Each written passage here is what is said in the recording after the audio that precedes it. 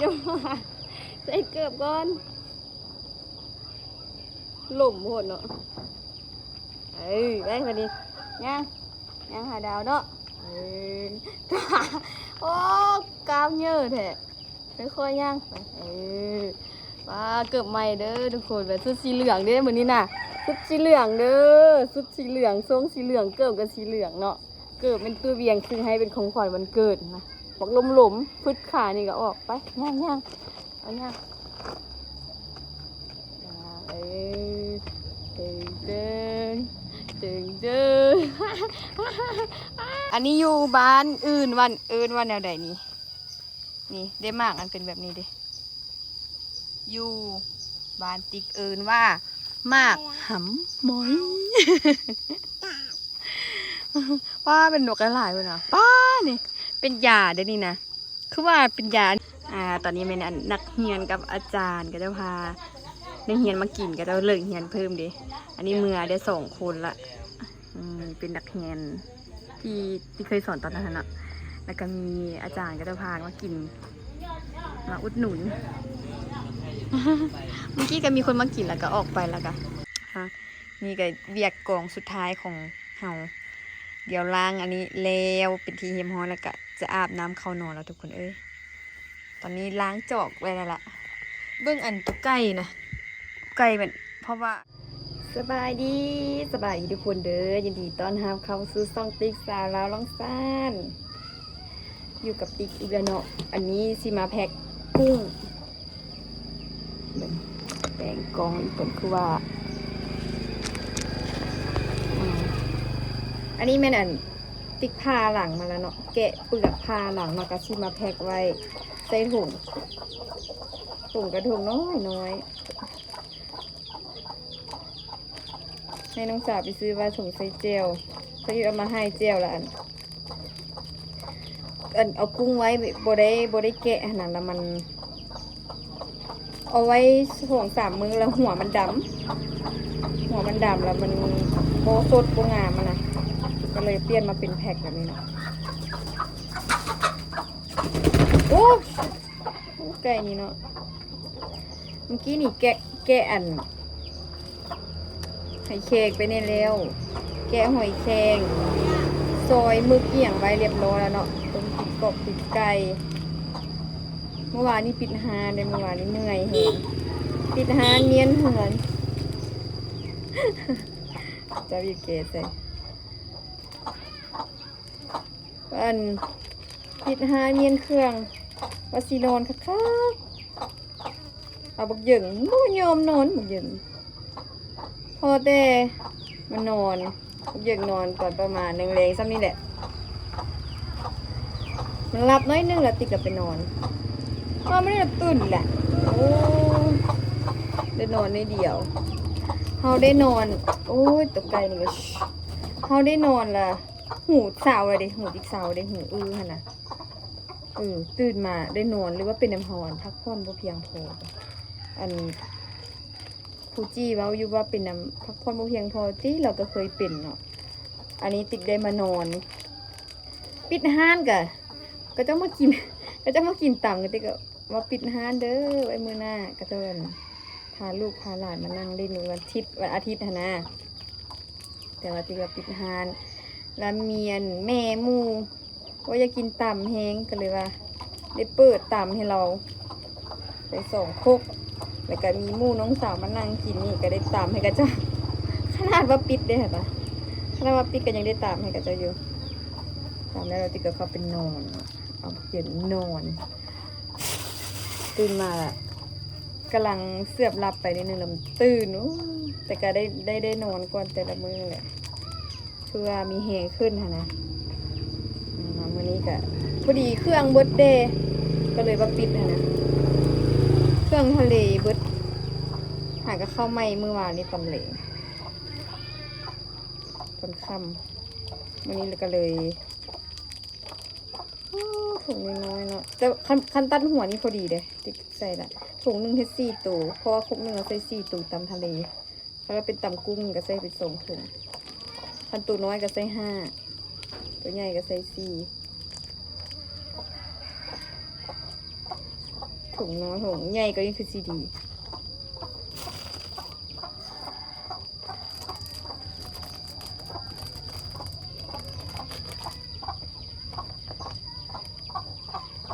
มีอันหามีอันสารมัน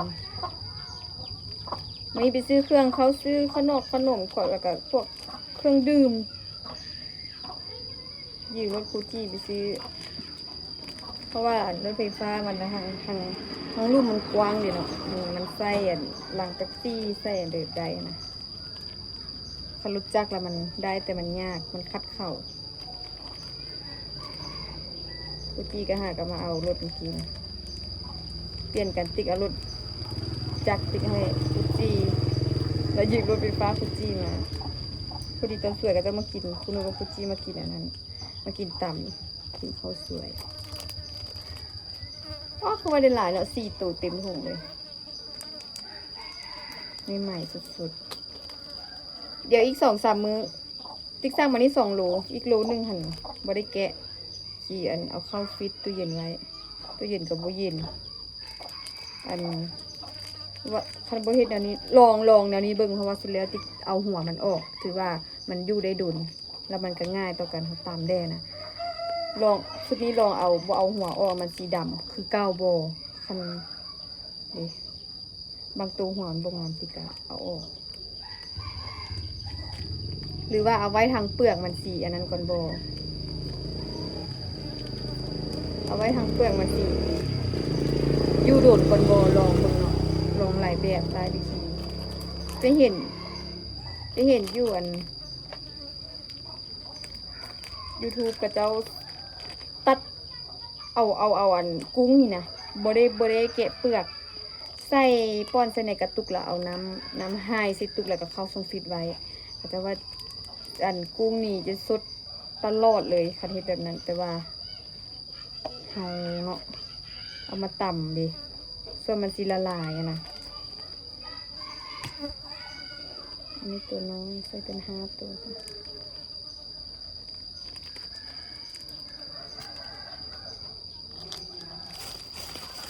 ก็จะขึ้นมัน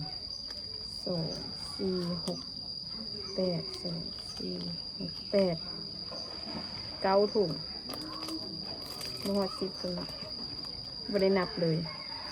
กะเอา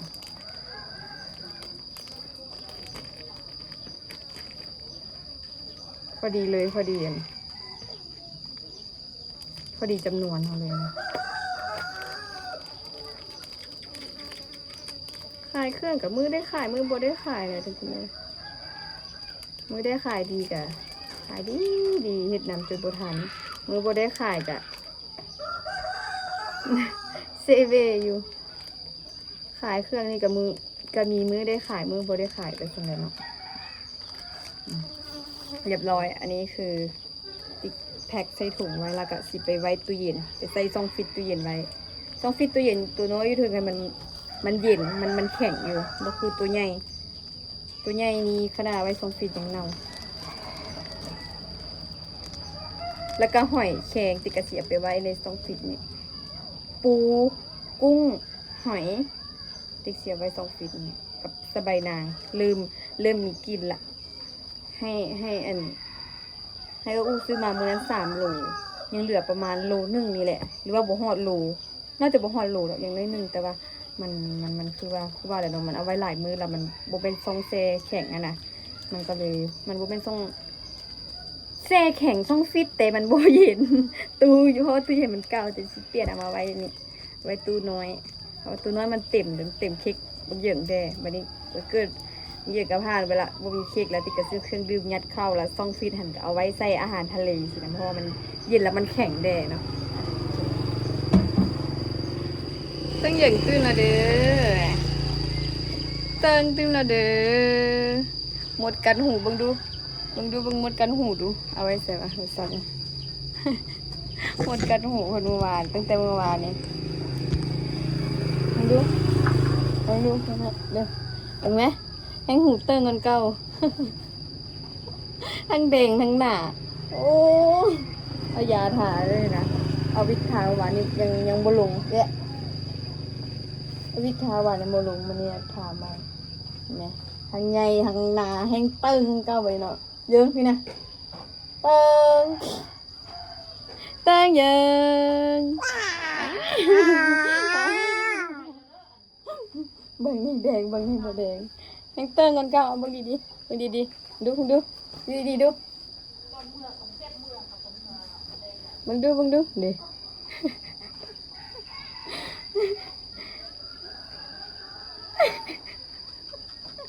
พันหูลิงเนาะพันหูลิงเนาะ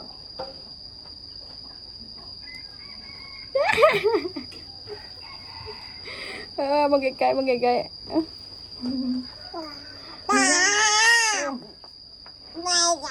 โบฮงโบหายโบขันอีกเด้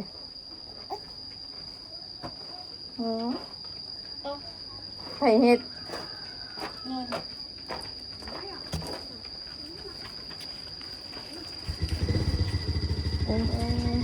สบายแล้วเสร็จ7,400 25ละบอกมูนี่ค่าขนมเด้2 อันยังจะบ่เอาเอาเตี้ยวเด้ เอารวมมาดิแม่ บ่ไม่ได้รวมเติงแม่ไปเลยคนเดียวมา อยากไป เอาสิมาอีกมาแล้วแม่ เมื่อยไป นะ บายแม่ ได้ปะไปนั่งมา เป็นน้อง มา มา ส่งเบื้อง เฮ็ดหยัง โอ้ยป้านี่กินนะ บา ป้าเนี่ย ยมันมาบ่ได้เสีย ไปแล้วแม่ เอาให้เราอยากเอามันไปไปเราโอ้ยย่า โอ้ยมันสิให้คนดูเลยเนาะ มาตลอดคน ให้ไม่ได้กับสาวมันให้ไปนำสิ ไปลำตู้เนาะต้องเป็นกับการตู้สีเนาะ บายนี่น่ะจ๊ะ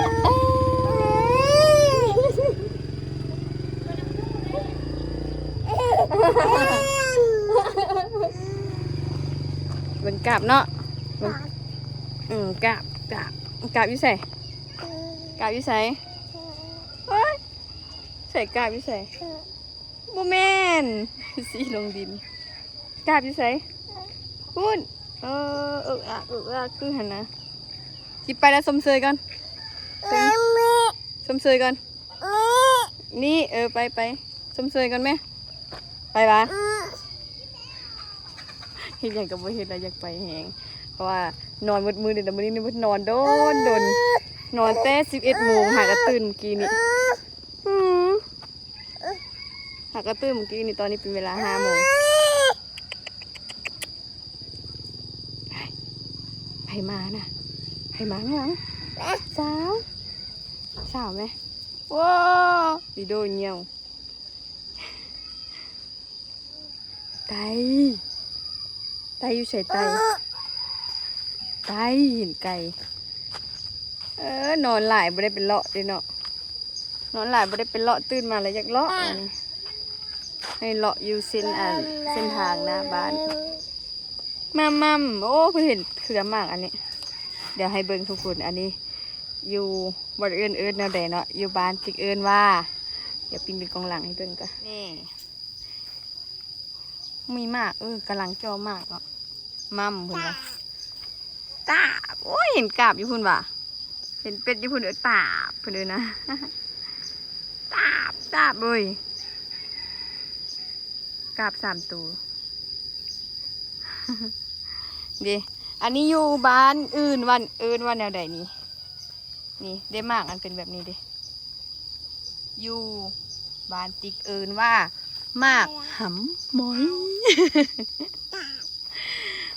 ป้าเป็นนกกระหลายเลยนะป้านี่เป็นยาเดี๋ยวนี้นะคือว่าเป็นยาอันดีอันเดิมนี่แหละเห็นอันแม่ป้าเพื่อนเอาตบไปต้มหันนะเอาไปต้มกินดีเดี๋ยวว่าลืมละนี่ป้าเดี๋ยวบักกระดาษฮะมากมันกำลังเป็นนี่กำลังเป็นมากอยู่ว้าเติ่งนี่ปิดอีกเฮ้ยแดดส่องนะแล้วเนี่ยมักซื้อให้มาลินทางนี้ว่าเป็นบักกระดาษนะทุกคน ยาดีอหย่างเลยเห็นไหมป้าเอาไปต้มกินฮะนะต้มกินน้ำมันเอาไปแกงเป็นอย่างกระแซบอันมากมันนี่ก็เป็นกินได้นี่เนาะตอนอย่างน้อยมากตอนอย่างน้อยนะแต่ว่ามันสุกเหลืองผู้ใดจึงเป็นกินอันนี้เขาเอิ้นว่าเขือฮอ เขือมากมุ้ยเนาะผู้สาวมาคนผู้สาวมาเอ๊ะไปเดี๋ยวเช้าเดี๋ยวโอ้ยสาวน้อยอันนี้แหละแม่นอันใบหน้าเดี๋ยวโอ้อยู่นี่ก็มีเนาะใบหน้าแปลว่าเฮาอันเจ็บแข้งเจ็บขาอย่างนะเฮาเป็นลุนไฟตอนนั้นติดขาพลิกก็ได้เอานี่แหละแต่ว่าไปซอกเอาอยู่บนอื่นเด้อยู่นี่บ่เป็นมันหากับเป็นนี่บ่หรือว่าเกิดลูกเอาไปนั่งกำสินะก็จะเอาไปห้องแล้วนั่งกำนั่งไฟอะนะอยากไปหาเพื่อนวะอันนี้เอิ้นว่าใบหน้าอันนี้ก็เป็นยาที่กัน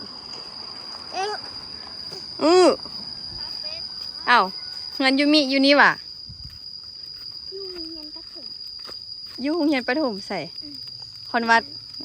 เอาขึ้นมาหอดพี่มาลิ้นน้ำมาเฮียนเพิ่มอ้าวคือว่ามาพี่เฮียนเพิ่มอยู่ในนี้เฮียนน้ำผู้ใดน้ำไปเกาะเมียเนี่ยบุหูซ้ำเฮียนอีอย่างเฮียนสละวะนี่ก็เป็นนักเรียนเฮ้ยมั่มนี่มั่มน้ำเพิ่นเป็นนักเรียนเก้านะตะกี้ที่เคยสอนอยู่ห้องป.2แต่เดี๋ยวนี้นางขึ้นห้องป.4แล้วนางยูมิ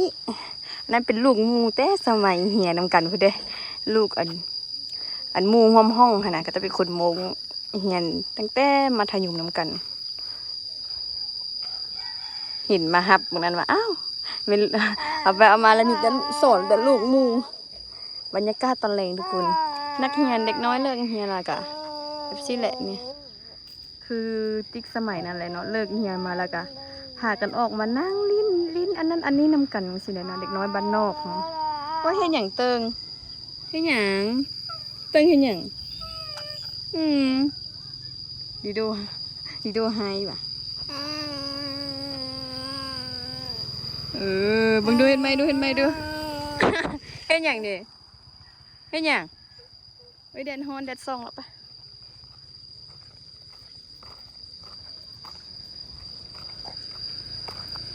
มาเฮือนเฮา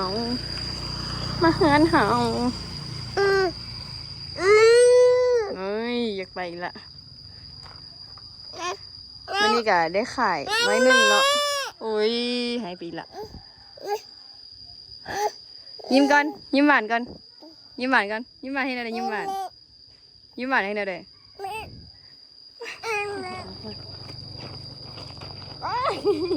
ยิ้มหวานใส่เกือบก่อนหล่มหมดเนาะได้พอดีย่างหาดาวเนาะโอ้กาวเยอะแท้ค่อยย่างว่าเกือบใหม่เด้อทุกคนแบบชุดสีเหลืองเด้อเหมือนนี้น่ะชุดสีเหลืองเด้อชุดสีเหลืองทรงสีเหลืองเกิบกับสีเหลืองเนาะเกิบเป็นตัวเวียงคือให้เป็นของขวัญวันเกิดนะบอกหลมพืชขานี่ก็ออกไปย่างเอาย่างเดิน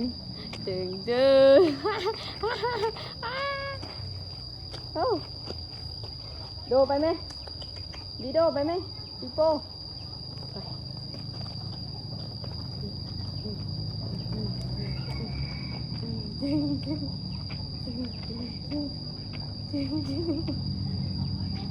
ยืนดูรถมาข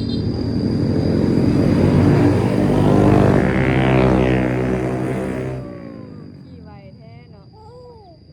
มากกว่ามากอีกยืนดีตั้งกายยกเด้อตั้งกายยกยืนตั้งกายยก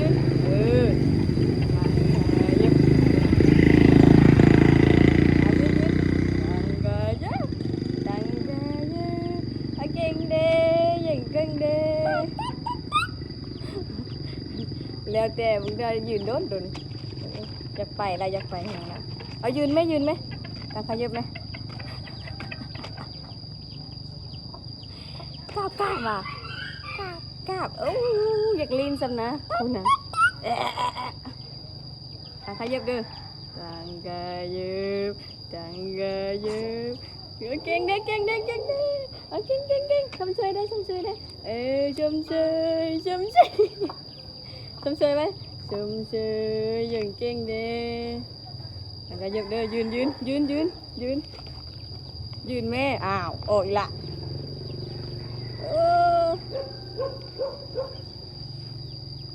ใช่ไหมนะยืน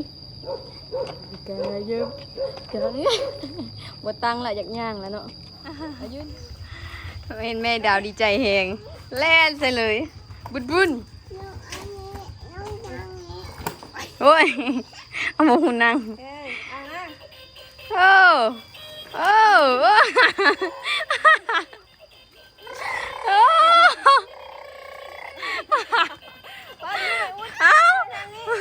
เลี้ยวเนี่ยแม่เลี้ยวเนี่ยยังเห็ดแมวเห็นปะไปยูไปเป็นมักตัวแมวคือเด่น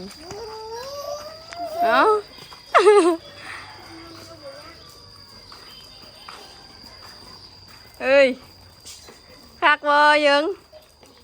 คักวอบุญน่ะวอเด้อ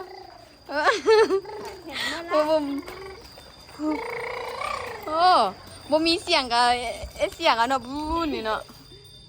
บุญเจ็บเอวนะมันจัดเลยแม่ดาวเจ็บเอวบ่กลมตลอดเลยคักบ่อ้วมโบยังโบเฮ้ยโบตรงหัวคักบ่ตึงคักบ่เหนียวเอ้ยเป็นยูเลยแบบนี้เอ้าโอ้ยบิดหัวย้อนเราหยึงเฮ้ยตอนนี้เป็นนักเรียนกับอาจารย์ก็จะพานักเรียนมากินก็จะเลิกเรียนเพิ่มดิอันนี้เมื่อได้2 คนละเป็นนักเรียนที่เคยสอนตอนนั้นนะแล้วก็มีอาจารย์ก็จะพามากินมาอุดหนุนเมื่อกี้ก็มีคนมากินแล้วก็ออกไปแล้วก็มีนักเรียนนี่มาแล้วก็เจ้ากับเมื่อ2 คนละเบิ่งมักนัดอู้เอามาให้ฮะโอเคมักนัดอู้เอามาให้แม่จันไปอันนั้นไปน้ำยอนแล้วเพิ่นเอามาฝากแล้วก็ผักบงเดี๋ยวเช็คบินให้กับเจ้าก่อนทุกคนเล็กออกเลยด้วยคือออกอีกเด้กินข้าวทุกคนออกไปแห้งเมดออกไปแห้งอร่อยมากยังมีคนมาบอกยังมีลูกค้าอยู่ตอนนี้ทุกคนมีลูกค้าอยู่โต๊ะ 1เพราะว่า5 คนเที่ยวทางสิหิวข้าวแห้งมากินข้าวก่อนลูกค้ากำลังกินต่ำอยู่มีบอกคนไกลทางมีก็ยินเสียงรถเข้ามาในเหือแล้วเนาะเนี่ยมากินมันก็แล้วของเขากินเอาแซ่บเพื่อนว่ะกินแล้วก็มือวับอีหยังก็บ่เหลือเลยน้ำก็บ่เหลือจะคกว่ะ3-5 คกจะคน7 ไปคนอ่ะแล้วก็ขนมแนวอย่างเกนตะบอกตะวินแบบซอกแบบซี่น้ำเดือดเป็นหลายคนแล้วใช่ไหมนักเรียนม.4นี่ถ้าเป็นครูภาษาจีนบอกเยอะอยู่ในอีโพดมันยากเหรอมันย้ายแมงจีนูนกันเลยบอกอย่างเงี้ยตัวอื่นบ่ย้ายแมงจีนูนตัวตุ๊จี้แมงจีนูนย้ายแห้งเป็นตาย้านทับบ่ย้าน ให้เป็นครูภาษาจีนก็จะที่เสียงปิดเทอมผู้ดีเขาที่เสียงเพิ่งเรียน2แม่แล้วก็เสียงปิดเทอมเลยทั้งเสียงเรียนเพิ่มอันนี้มันก็จะเรียนเพิ่มหน่อยเรียนพิเศษนะเรียนสิ่งพิเศษแล้วสอบพิเศษแล้วก็มาคักนักเรียนมากินต่ำมากินซุ่มกันอย่างประมาณนี้แหละ ครูกำลังเรียน อาจารย์กำลังเรียนแล้วชื่อ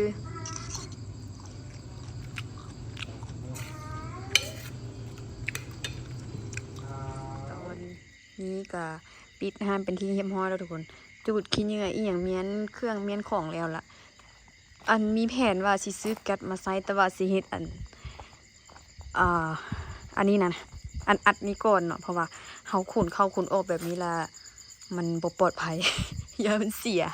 ยังก็จะมาลากเอาเนาะอันนี้ก็มีแต่อันขนเครื่องตามติ๊กไว้กลุ่มแล้วก็ถังน้ำก้อนอีหยังถ้วยบวง3อีหยังติ๊กเอาผ้าปุกไว้จังซี่เลยเดี๋ยวมื้ออื่นหรือว่ามื้อฮือนี่แหละมื้อใดทานเดี๋ยวสิไปอันนั้นมื้อใดบ่มีออเดอร์ล่ะสิไปถามอลูซิ่งหั่นแทกแล้วไปถามแล้วให้อีพ่อเฮ็ดให้ก่อนเฮ็ดอันอัดนี่แล้วก็สิซื้อแก๊สเข้ามาเตาแก๊สนะนี่ก็ปิดห้านที่เรียบร้อยละมื้อนี้บ่ได้กูสาดไว้บ่ได้เอาโต๊ะไว้อันเบิ่งท้องฟ้าคือว่ามีดาวมีเดือนมีดาวอยู่ เพราะฝนมันน่าจะบ่ตกเทื่องเนาะตอนนี้ผู้ใดก็นอนเบิดละโอ้ยกล้องคือมวยว่ะผู้ใดก็นอนเบิดละมื้อนี้ตอนนี้คืออีแม่นอนเบิดละน้องสาวไปงานอีว่าจะไปงานละยังมีลูกค้าเกลือบ่ได้ไปให้แต่น้องสาวไปกับน้าบ่าวนี่เบียกสุดท้ายก็คือล้างถ้วยล้างจานเนาะ นี่แหละมื้ออื่นเลยขี้คร้านล้างมื้ออื่นเลยอันฮ้อนหั่นนะแดดออกแล้วฮ้อนตื่นกับ7-8 โมงเด้ เบยตื่นเช้าเมื่อยอีหลีเด้ทุกคนปิดห้านจังซี่นอนตื่นนี่เมื่อยฮะนี่ก็เวียกกองสุดท้ายของเฮาเดี๋ยวล้างอันนี้แล้วเป็นที่เรียบร้อยแล้วก็จะอาบน้ำเข้านอนแล้วทุกคนเอ้ยตอนนี้ล้างจอกไว้แล้วล่ะเบิ่งอันตุ๊กไก่นะไก่เป็นเพราะว่าอันเอาเขาเก็บจานเก็บจอกมาไว้นี่แหละตุ๊กไก่มันมาคอดเคี่ยกินเศษอาหารกินอย่างไรแล้วมันแตกไหม2 หน่วย3 หน่วยคิดว่ามีแต่2 หน่วย3กับหน่วยนี่มันลาวนี่ก็สิได้ทิ่มนี่2 หน่วยจบล้างดีแต่บ่บาดมือมีเก็บออก2 หน่วยละพอดีล้างตัวนี้ไปแล้วเห็นมันลาวคือว่าแล้วมันคือแบบคัดมือดีแต่บ่บาดมันลาวแล้วก็สิเอาทิ่มเลยใครอีแม่นี่บ่ได้ทิ่มเด้นี่จับเพิ่นเอาไว้ยังเอาไว้ก็บ่ได้ใส่จับมาเห็นหน่วยมันแตกมันลาวก็บ่ใส่เอาทิ่มแล้วกันเลยเดี๋ยวติดขอตัวล้างถ้วยก่อนทุกคนตอนนี้ก็ดึกแห้งละอยากอาบน้ำนอนกันเสียงเงามิดเงียบมีแต่เสียงกันจิ้งหรีดเสียงอันนั้นเดี๋ยวซ้ำเรียกกองสุดท้ายกันเด้อตอนนี้แล้วเรียบร้อยแล้วทุกคนวีอยากกองสุดท้ายของเรา โอ้เมื่อกี้ได้ยินเสียงเป็นเสียงอันนั้นตีบตูบนันตีบอกก็จะมักห้องมักแขกจะตกใจ อยู่ผู้เดียวเนาะมันเป็นหลังอีกนี่เขาก็แล้วนี่อิงไว้มื้ออื่นแห้งละจึงสิเอาไปห่านพุ่นเนาะเขาเก็บจานที่เฮาใส่หันไปห่านนี่ก็ความไว้ก่อนให้มัน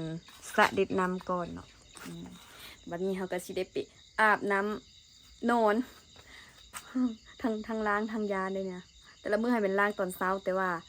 มันมักฮ้อนน่ะมันล้างตอนเช้าแล้วมันฮ้อนน่ะเพราะว่ามัน7 โมง 8 โมงมันก็แดดตะเวนขึ้นแล้วมันฮ้อนกันเลยว่าล้างตอนกลางคืนนี้ซะมื้อนี้แบบว่าออเดอร์บ่หลายแน่เนาะบ่ได้เมื่อยหลายปานใดเด้ล้างตอนนี้เลยแซ่บแขนเบิดน้ำเผ็ดน้ำเค็มแต่ว่าติก็ล้างไปหอบหนึ่งละล้างเอาน้ำล้างไปหอบหนึ่งละจึงมาล้างใส่สไลด์จึงไล่ส่งน้ำอีกเนาะสำหรับคลิปวิดีโอนี้ติ๊กก็ขอลาทุกคนไปก่อนเด้อไว้เจอกันในคลิปหน้าทุกคนฝากซองติ๊กสาวลาวลองสารเด้อบ๊ายบาย